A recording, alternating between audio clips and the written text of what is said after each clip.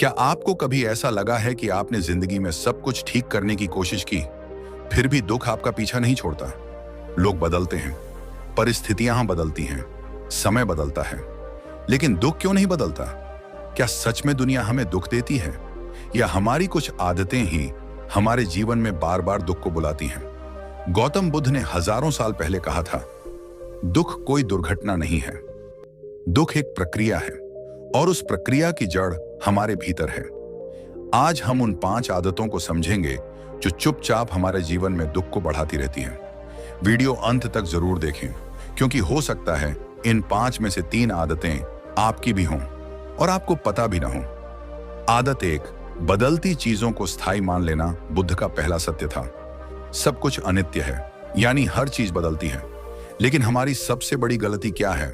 हम रिश्तों को स्थायी मान लेते हैं, हम अपनी जवानी को स्थायी मान लेते हैं, हम अपने पद, अपनी सफलता, अपनी पहचान को स्थायी मान लेते हैं। जब ये बदलते हैं तो हमें लगता है जीवन ने धोखा दिया। असल में धोखा किसने दिया? हमारी गलत समझ ने। एक पेड़ पर लगा फूल हमेशा नहीं रहता, वह खिलता है, फिर मुरझा जाता है। अगर हम फूल से कहें तुम हमेशा ऐसे ही रहो, तो दुख निश्चित है। दुख तब जन्म लेता है जब हम परिवर्तन से लड़ते हैं। आदत 2, तुलना करना। तुलना मन की चोरी है। आप खुश थे, लेकिन जैसे ही आपने किसी और की उपलब्धि देखी, आपका मन बेचैन हो गया। क्यों? क्योंकि आपने अपने जीवन को किसी और के पैमाने से मापना शुरू कर दिया। बुद्ध कहते हैं, हर व्यक्ति का मार्ग अलग है। नदी और पर्वत की तुलना नहीं की जाती, दोनों का स्वभाव अलग है। लेकिन हम क्या करते हैं? सोशल मीडिया देखते हैं और सोचते हैं वह आगे है, मैं पीछे हूं। यह तुलना हमें वर्तमान से दूर ले जाती है, और जहां वर्तमान नहीं है वहां शांति नहीं है। आदत 3, हर बात पर प्रतिक्रिया देना। कोई कुछ कह देता है और हमारा मन तुरंत प्रतिक्रिया देता है।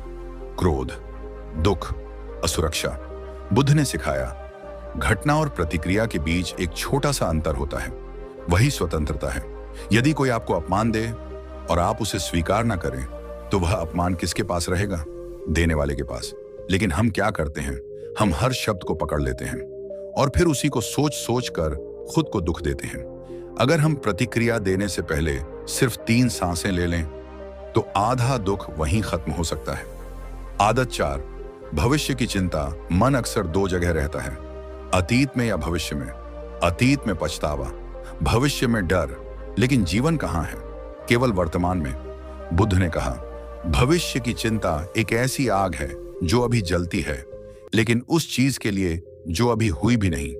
हम कल्पना करते हैं, अगर ऐसा हो गया तो, अगर मैं असफल हो गया तो, और उसी कल्पना से डर पैदा होता है।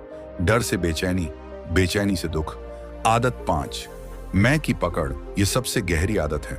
मेरा सम्मान, मेरी पहचान, मेरी छवि। जब कोई हमारी छवि को चोट पहुंचाता है तो हमें दुख होता है।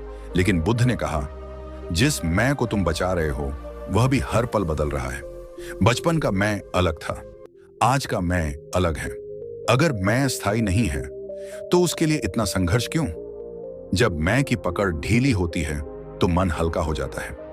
अब खुद से एक प्रश्न पूछिए, क्या दुख सच में मेरी परिस्थितियों की वजह से है या मेरी आदतों की वजह से?